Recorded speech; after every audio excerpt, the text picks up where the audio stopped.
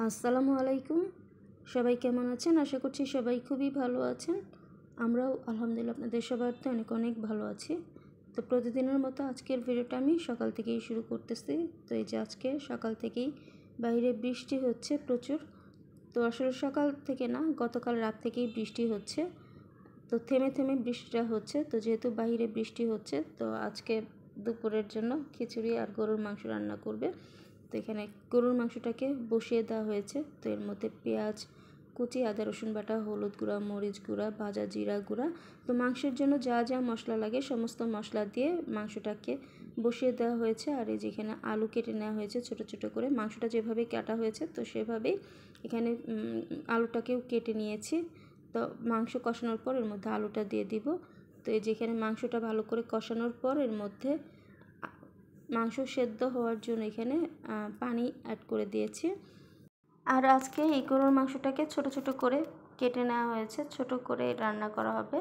আর এই গরুর মাংস আর খিচুড়ি আজকে আম্মুই রান্না করবে, তো সেই রেসিপিগুলো আপনাদের শেয়ার করব।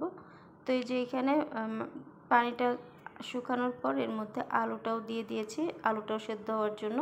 তো এবার আলু আর মাংসটাকে ভালো করে সেদ্ধ করে নেব। আর এখন এর মধ্যে আমার আম্মুর হাতের ঘরে তৈরি করা স্পেশাল মাংসের মশলাটা দিয়ে দিলাম।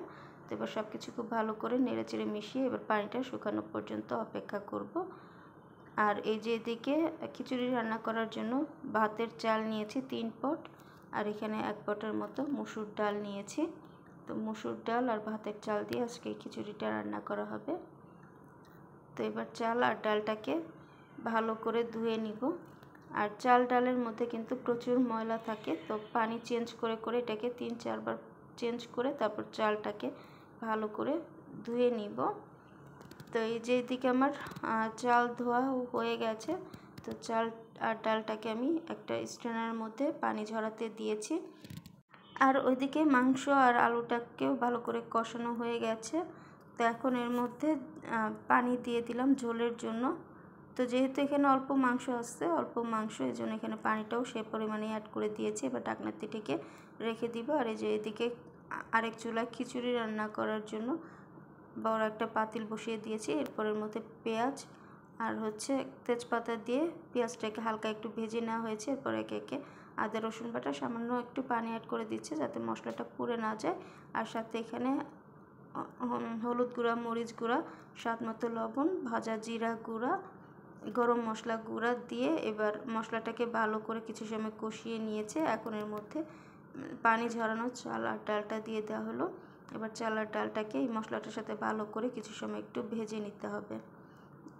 তো এই যে এখানে আমার চাল আর ডালটা কিন্তু ভালো করে ভাজা হয়ে গেছে, চাল ডালটা কিন্তু সাদাটে হয়ে এসেছে। তো এখন এর মধ্যে পানি অ্যাড করে দিচ্ছি। তো এখানে চাল আর ডালের পরিমাণটা যতটুকু হবে তার থেকে ডাবল এখানে পানি দিতে হবে। আর পানিটা যদি সঠিক পরিমাণে হয় তাহলে দেখবেন খিচুড়িটাও কিন্তু ঝরঝরে হয়।